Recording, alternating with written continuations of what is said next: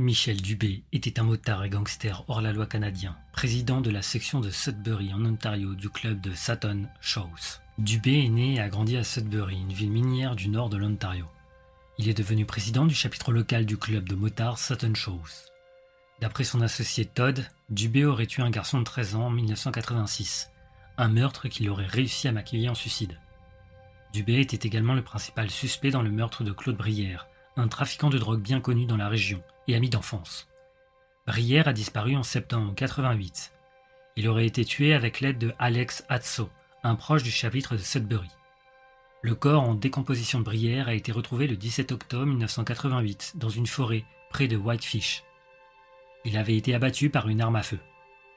Len Isnor de l'unité anti-motard de la police provinciale de l'Ontario considérait Dubé comme le motard hors-la-loi le plus dangereux de la province.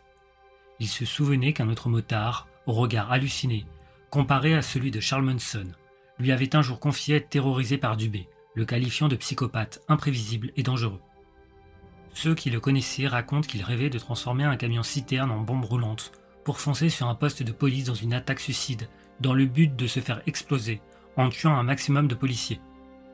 Son frère Richard a déclaré « Il n'a jamais pu faire marche arrière. La prison l'a détruit. Je pense que ces endroits rendent fou. Quand il est sorti, il faisait peur. Moi-même, j'en avais peur. » Le psychiatre Anthony McPherson, après l'avoir examiné, l'a catégorisé comme psychopathe. Lors du week-end de la fête du travail en 1992, Dubé a participé à une bagarre particulièrement violente. Dans le parking du Sorrento Motor Hotel, une escouade de motards de Sutton Shows, menée par leur président national Bernie Gwindon, s'est affrontée aux Black Diamond Riders, dirigés par leur chef Harry Paul Barnes. À la fin de l'affrontement, les membres des Black Diamond Riders ont été sérieusement battus et ont dû être hospitalisés. En août 1996, Alex Hatso s'est vanté auprès de Todd d'avoir aidé Dubé à tuer Brière en 1988. Il lui aurait dit « Tu sais, pour Claude, j'étais là, j'ai aidé Dubé à le descendre. » Todd a ensuite confronté Dubé. « Écoute Hatso, raconte à tout le monde que vous l'avez tué et balancé dans les bois. Je ne veux rien savoir de tout ça, tu ferais mieux de le calmer. Il est plein de coke et il déballe tout à qui veut l'entendre. » Alex a été vu vivant pour la dernière fois dans la nuit du 14 août 1996. Selon Todd, Dubé lui a avoué l'avoir tué et s'être débarrassé du corps en l'abandonnant dans une des forêts du nord de l'Ontario. En mai 2019, son squelette a été retrouvé dans une forêt près de Sudbury. Les autorités soupçonnent fortement un acte criminel. Dubé entretenait des liens étroits avec le lutteur professionnel Yon Croix-Toru, président du chapitre de Hamilton de Sutton Shows. Tous deux se fournissaient en cocaïne auprès de Richard Vallée, membre du chapitre nomade des Hells Angels, basé à Montréal. Les villes de Sudbury et Hamilton, toutes deux ouvrières et en déclin, avaient développé des liens solides entre leurs chapitres respectifs. Isnor remarquait que Dubé et Croix-Toru étaient souvent vus ensemble, mais selon lui, Dubé était de loin le plus dangereux des deux. L'unité anti-motard avait posté des voitures de police devant les clubhouses de Sutton Shows pour surveiller les allées et venues. Cela poussait parfois Croix-Toru à venir discuter avec les policiers devant celui de Hamilton. Isnor se souvient. Au bout d'un moment, tu sais reconnaître ceux qui sont faits pour cette vie et ceux qui ne le sont pas. Je savais tout de suite qu'ils ne tiendraient pas. Certains gars te parlent, surtout s'ils aiment les motos. Mais K9, Croix-Toru, parlait de tout et surtout de lui-même. Il était juste idiot. A l'inverse, Dubé ne disait pas un mot aux policiers postés devant le clubhouse de Sudbury. Il se contentait de les fusiller du regard et de leur faire des gestes obscènes. En octobre 1996, Todd a été arrêté après une course-poursuite près d'Espagnola. Il a été inculpé pour conduite dangereuse, possession d'une arme illégale, de biens volés et de stupéfiants. Convaincu que Dubé voulait le faire disparaître, il a décidé de collaborer avec la justice. En 2002, il confie au journaliste Aaron Sons de Ottawa Citizen « J'ai décidé de parler parce que je savais qu'il n'allait pas s'arrêter de tuer. Je n'ai participé à aucun de ces crimes. Il était incontrôlable et toute personne qui croisait son chemin risquait d'être gravement blessée ou tuée. Un flic m'a dit qu'il était suspect dans 8 meurtres. » À la fin de l'année 1996, Yon Croix-Toru était envisé à Sudbury pour retrouver Dubé.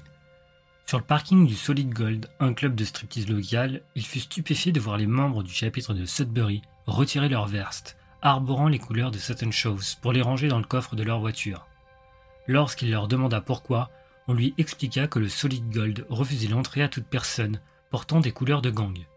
Furieux, Croix-Toru hurla On porte nos couleurs où on veut, bordel. Ce à quoi Dubé répondit en criant « Putain, ouais ».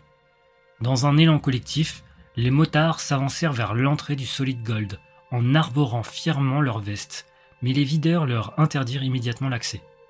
Excédés, les bikers tentèrent de forcer le passage, provoquant l'intervention de la police. Plus tard dans la soirée, Dubé, Croix-Turu et d'autres membres se retrouvèrent au Colson Tavern, un autre club de striptease du centre-ville de Sudbury. Dubé, visiblement humilié par l'incident au Solid Gold, ressassait sa colère, incapable de digérer ce qu'il considérait comme un affront. Après le Colson, lui et Croix-Turu traversèrent la rue jusqu'à un snack ouvert toute la nuit. Là, Dubé déclara qu'il était prêt à tout pour se venger des propriétaires du Solid Gold. Croix-Turu lui confia alors qu'un membre du chapitre de Hamilton savait fabriquer des bombes.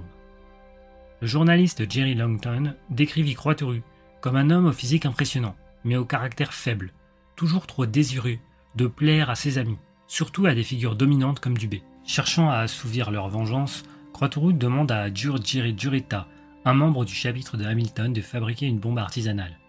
Jureta, ancien soldat de l'armée canadienne, était un spécialiste des explosifs. Ensemble, Croix-Turu et Jureta firent le trajet jusqu'à Sudbury pour remettre la bombe à Dubé. Le transfert s'effectua dans un Tim Hortons du quartier Lockberry, en présence du vice-président de chapitre de Sudbury, Brian Davis. Mais Dubé avait une autre cible en tête, le poste de police de Sudbury. La bombe fut finalement placée par Neil Pastnen, un ami proche de Dubé. L'attentat eut lieu à 2 h du matin, juste après une fête de Noël, le 15 décembre 1996. L'explosion blessa légèrement une opératrice de la centrale téléphonique, mais ne fit pas d'autres victimes. Pour Len Isnor, le motif de l'attaque était limpide. Il détestait la police. Peu importe qu'il s'agisse de la police régionale de Sudbury, de la PPO ou de la GRC, il les haïssait tous. C'est probablement la seule raison. En décembre 1997, Dubé fut arrêté pour cet attentat. Puis en juillet 1998, Todd témoigna lors d'une enquête préliminaire, l'équivalent canadien d'un grand jury, affirmant que Dubé avait tué Claude Brière, ainsi qu'Alex Hatso. Ce témoignage mena à l'inculpation de Dubé pour 2 meurtres avec préméditation. Accusé de l'attentat à la bombe contre le poste de police de Sudbury ainsi que de 2 meurtres avec préméditation, Dubé mit fin à ses jours le 22 septembre 1998 dans sa cellule de la prison de Sudbury. Il s'était pendu. Dans la lettre qu'il laissa derrière lui, Dubé écrivait « Attendre sans fin, incapable d'endurer une autre journée ici, m'a poussé à faire ça. Revoyez vos soi-disant témoins fiables, des mensonges fabriqués. Voilà la justice en Ontario. » Pour Len Isnor, le policier de l'unité anti-biker de la PPO, ce geste s'expliquait clairement. Johnny Croix-Turu était le dernier ami qui lui restait, et il le savait qu'on le tenait. Il allait passer le restant de sa vie derrière les barreaux. Mais d'autres comme Lorne Campbell, président du chapitre d'Oshawa de Sutton Shows et proche de Dubé, voyaient dans ce suicide une issue tragique à une longue descente aux enfers. Il était profondément déprimé. La perspective de passer le reste de sa vie enfermé l'a totalement anéanti. Il n'a pas supporté.